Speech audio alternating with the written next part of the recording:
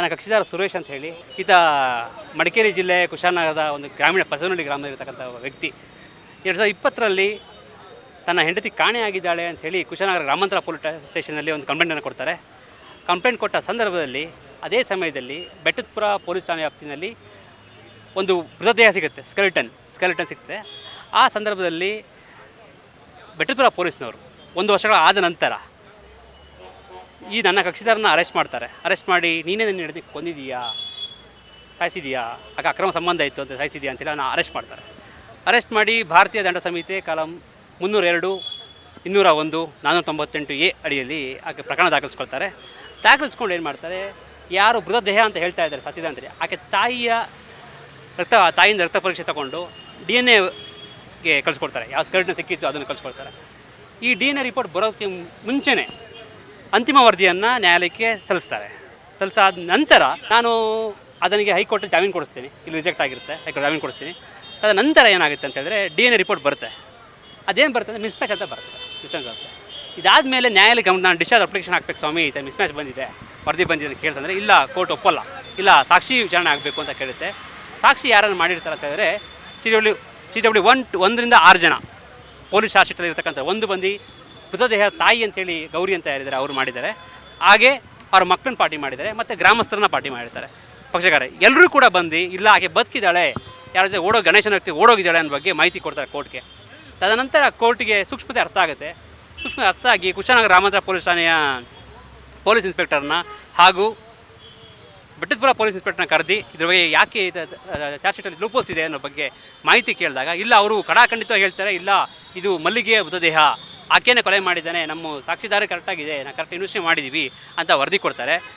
ಆದರೆ ನಿನ್ನೆ ಏಪ್ರಿಲ್ 1ನೇ ತಾರೀಕು ಆಕೆ ಮಡಿಕೇರಿಯಲ್ಲಿ ಒಂದು ಹೋಟೆಲ್ನಲ್ಲಿ ಗಣೇಶನವರಿಗೆ ಯಾರ ಜೊತೆ ಓಡೋಗಿದ್ದು ಅಂತ ಹೇಳ್ತಾರೆ. ಊಟ ಮಾಡಬೇಕಾದ್ರೆ ನಮ್ಮ ಕಕ್ಷಿದಾರರ ಸ್ನೇಹಿತರಿಗೆ ಕಣ್ಣಿಗೆ ಬೀಳ್ತಾಳೆ. ಆ ಸ್ನೇಹಿತ ಬೇರೆ ಯಾರೂ ಅಲ್ಲ, ಚಾರ್ಜ್ ಶೀಟಲ್ಲಿ ಇರ್ತಕ್ಕಂಥ ಒಬ್ಬ ಸಾಕ್ಷಿ, ಪೊಲೀಸ್ನ ಕೊಟ್ಟು ಸಾಕ್ಷಿ ಇದೆ, ಅವನೇ ಹುಡುಗಂಗೆ ಬರ್ಕೊಡ್ತಾನೆ. ನನ್ನ ಕಕ್ಷಿದಾರನಿಗೆ ಫೋನ್ ಮಾಡಿದಾಗ ನಾನೇನು ಹೇಳ್ತೀನಿ ಅಂದರೆ ಅವ್ರನ್ನ ಆಕೆನ ಹಿಡಿದು ಆಕೆಯನ್ನು ಮಡಿಕೇರಿ ಪೊಲೀಸ್ ಠಾಣೆ ವ್ಯಾಪ್ತಿಗೆ ಒಪ್ಪಿಸಿ ಅಂತ ಹೇಳಿದಲ್ಲಿ.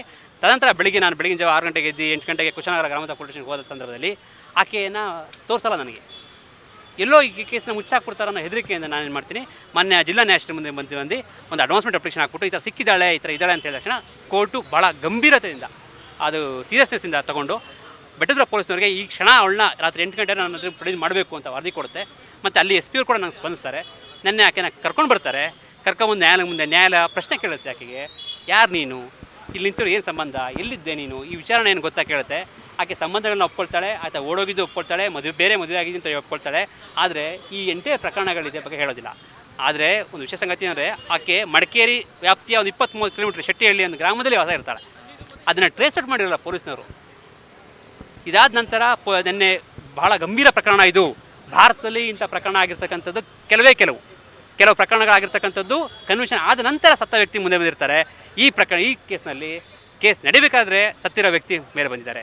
ಹಾಗಾದರೆ ಪ್ರಶ್ನೆ ಉದ್ಭವ ಆಗುತ್ತಂದು ಆ ಸ್ಕೆಲಿಟನ್ ಯಾರ್ದು, ಪೊಲೀಸರು ಯಾಕೆ ಸುಳ್ಳು ಚಾರ್ಜ್ ಶೀಟ್ ಹಾಕಿದ್ರು ಅನ್ನೋದು ಉದ್ಭವ ಕೋರ್ಟ್ ಮುಂದೆ ಕೂಡ ಇದೆ.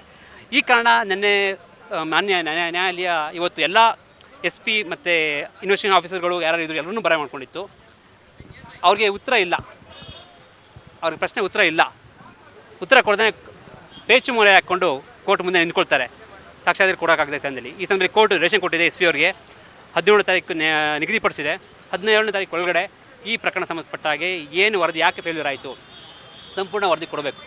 ಅಕ್ಯೂಸಿಗೆ ನಿರಪರಾಧಿ ಬಿಡುಗಡೆ ಮಾಡೋಕ್ಕೆ ಮುಂಚೆ ನಾನು ಜಡ್ಜ್ಮೆಂಟಲ್ಲಿ ಸಂಪೂರ್ಣ ಬರೀಬೇಕು ನಾನು ಅಂತ ಹೇಳಿ ಕೋರ್ಟ್ ಹೇಳಿದೆ.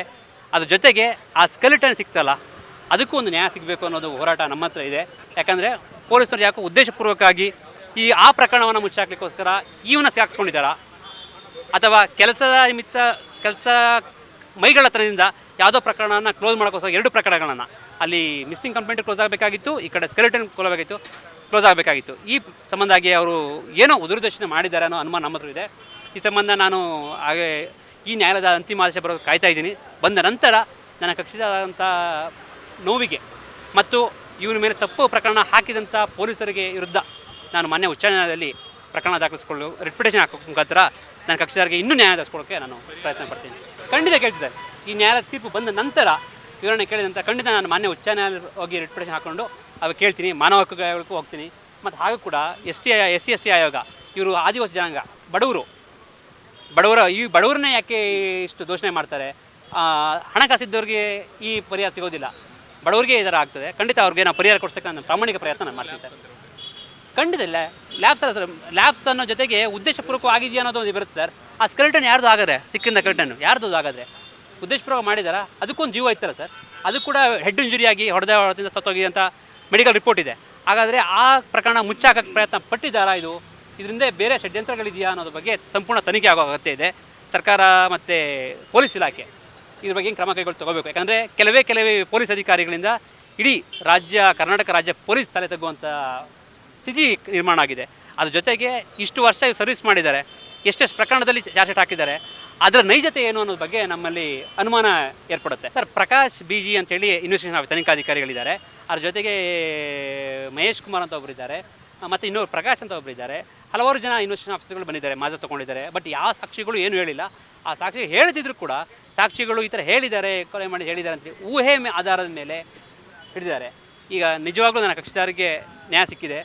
ಯಾರು ಸತ್ತ ವ್ಯಕ್ತಿ ಅಂತ ಹೇಳ್ತಿದ್ದಾರೆ, ಆ ಸತ್ತ ವ್ಯಕ್ತಿ ಇವತ್ತು ನ್ಯಾಯಾಲಯದ ಮುಂದೆ ಹಾಜರಾಗಿದ್ದಾರೆ. ಗೊತ್ತಿರಲಿಲ್ಲ ಅಂತ ಸರ್. ಆಕೆ ನ್ಯಾಯಾಲಯದ ಮುಂದೆ ಇವತ್ತೇನೆ ಬಂದು ಹೇಳಿದಾಗ ಎಲ್ಲೋ ಒಂದು ಕಡೆ ಇದ್ದೀನಿ, ನಾನು ಸಂಸಾರ ಬಿಟ್ಟು ಬೇರೆ ಕಡೆ ಇಷ್ಟ ಇತ್ತು ಅಂತ ಹೋಗಿ ಇದ್ದೀನಿ, ಈ ಪ್ರಕರಣ ನನಗೆ ಏನು ಗೊತ್ತಿರಲಿಲ್ಲ, ಇವತ್ತೇ ನನಗೆ ಬಂದಾಗ ಗೊತ್ತಾಗಿದ್ದು ಅಂತ ಆಕೆ ಹೇಳ್ತಾರೆ.